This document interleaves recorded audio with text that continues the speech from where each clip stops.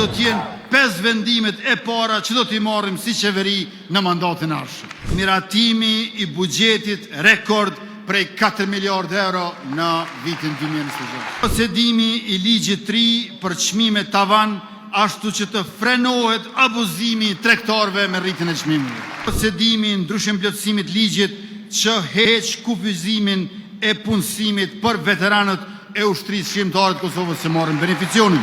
Miratimi i vendimit për pagesën e pagës së 13 për të gjithë shërbyesit publik që në fillim të vitit. Miratimi i pakos për përballje me inflacionin 2.0 në vlerë prej 200 milion euro, e cila përmban së pari mbështetjet njëhershme për pensionistët, fëmijët që marrin shtesa, studentët dhe punëtorët e sektorit privat. Së dyti, rikthim të skemës për subvencionim të kursimit të energjisë elektrike, nga e cila pritet të përfitojnë subvencionim të faturave të energjisë elektrike mbi 200.000 familje në Kosovë.